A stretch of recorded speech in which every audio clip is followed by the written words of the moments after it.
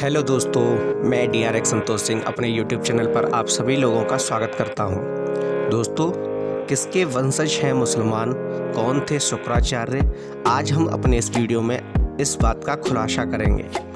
दोस्तों, मुसलमान वैसे तो 1400 ईसा पूर्व ही इस धर्म का, इस पंथ का उदय हुआ है, परंतु इसकी शुरुआत त्रेता युग से हो गई थी, भगवान राम के युग से हो गई थी।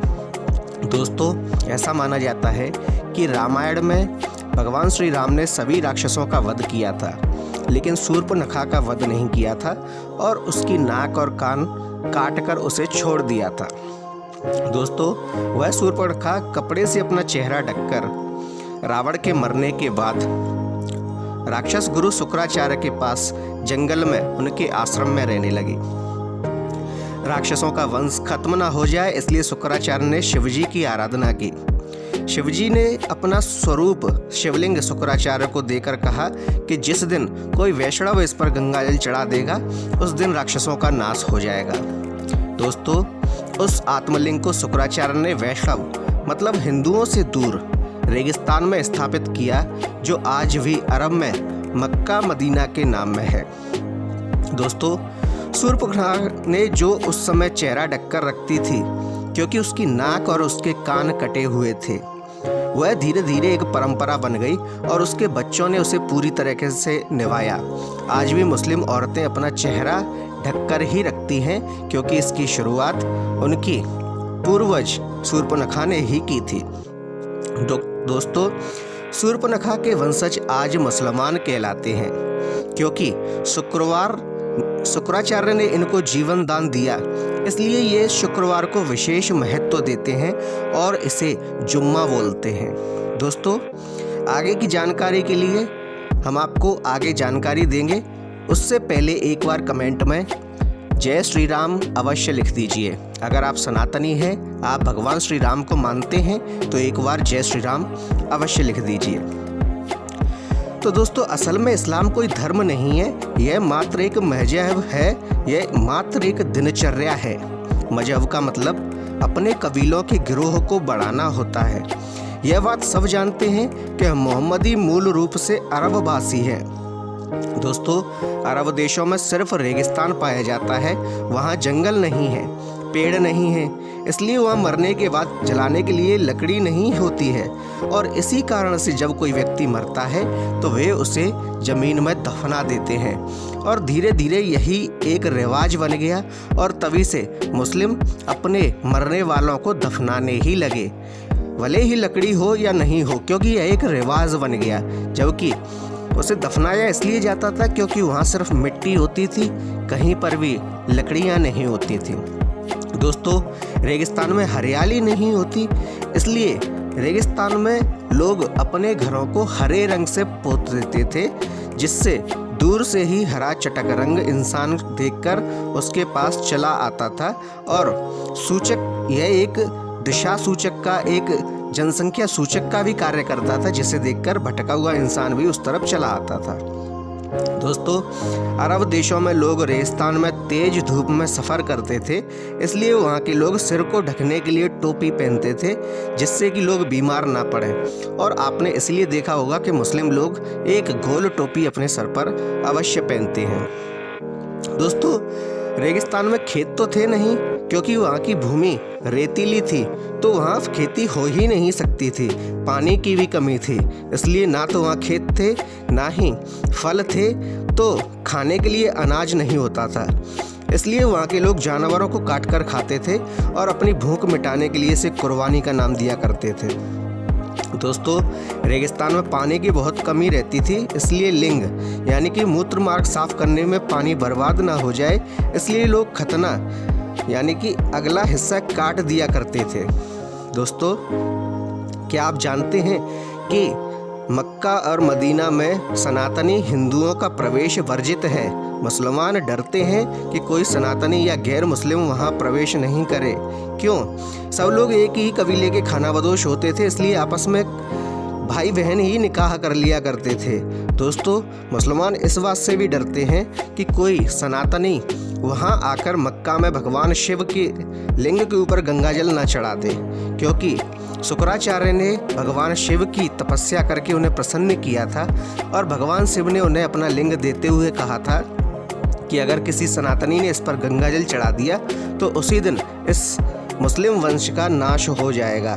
इसलिए दोस्तों, वहाँ गैर मुस्लिम अथवा सनातनी का प्रवेश वर्जित कर दिया गया है। किसी भी सनातनी को वहाँ जाने की अनुमति नहीं है। दोस्तों, आप जानते ही होंगे कि रेगिस्तान में मिट्टी नहीं होती है, तो मूर्ति बनाने के लिए तो मूर्ति बनाए कैसे? रेत से अगर मूर्ति बनाते हैं तो वो 2 ही क्षण में गिर जाती है। इसलिए वहाँ के लोग मूर्ति पूजा नहीं करते, वे खानाबदोश थे। एक जगह से दूसरी जगह जाना पड़ता था, इसलिए कम बर्तन रखते थे और एक ही थाली में 5 लोग खाते थे। दोस्तों, कबीले की अधिक से अधिक जनसंख्या बढ़े, इसलिए हर एक को 4 बीवी रखने की इजाज़त थी। अब समझिए, इस्लाम कोई धर्म नहीं, मात्र कबीला है और इसके नियम असल में इसकी दिनचर्या हैं। दोस्तों, क्या आप जानते हैं कि हिंदू धर्म में भृगु ऋषि तथा हिरण्यकश्यपु की पुत्री दिव्या, जो कि असुराचार्य असुरों के गुरु शुक्राचार्य के नाम से प्रसिद्ध है।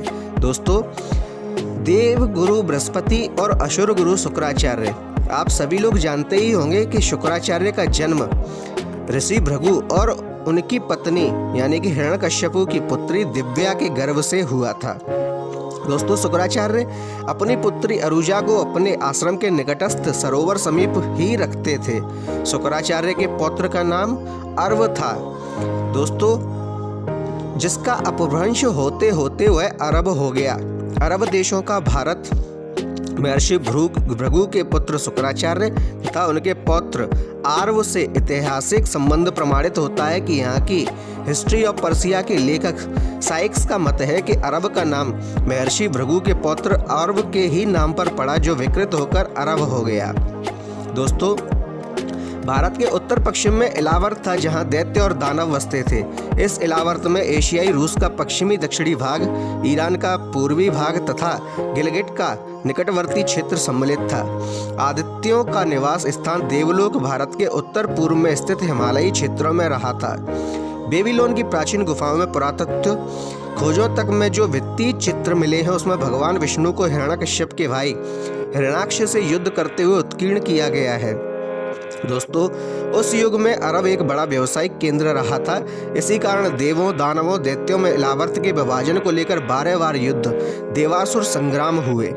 देवताओं के राजा इंद्र ने अपनी पुत्री जयंती का विवाह शुक्र के साथ इसी विचार से किया था कि शुक्र उनके पक्षधर बन जाएंगे, लेकिन शुक्र दैत्यों के गुरु बने रहे। यहाँ तक कि जब दैत्यराज बलि ने शुक्राचार्य का कहना न माना तो वो उसे त्याग कर अपने पौत्र औरव के पास अरब में आ गए और 10 वर्ष तक रहे। साइक्स ने अपने इतिहास ग्रंथ हिस्ट्री ऑफ पर्शिया में लिखा है कि शुक्राचार्य लिव्ड 10 ईयर्स इन अरब। दोस्तों, अरब में शुक्राचार्य का इतना मान सम्मान हुआ कि आज उसे काबा कहते हैं। वह वस्तुतः काव्य शुक्र यानी कि शुक्राचार्य के सम्मान में निर्मित उनके आराध्य भगवान शिव का ही मंदिर है। दोस्तों, शुक्राचार्य कबीर ऋषि के वंशजों की अथर्वण शाखा के भार्गव ऋषि थे तथा श्रीमद् देवी भागवत के अनुसार उनकी माँ काव्य माता थी। अतः काव्य शुक्र काव्य की धारणा को पूरा आधार भी मिलता है। हाँ, कालांतर में काव्य नाम विकृत होकर काबा प्रचलित हुआ।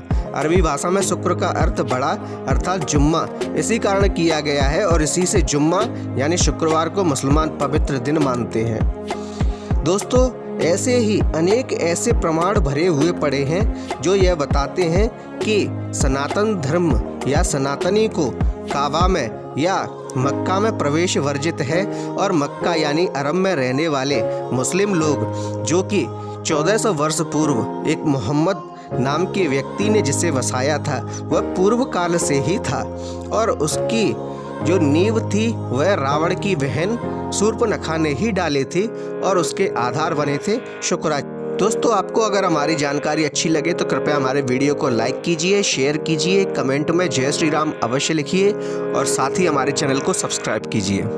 धन्यवाद।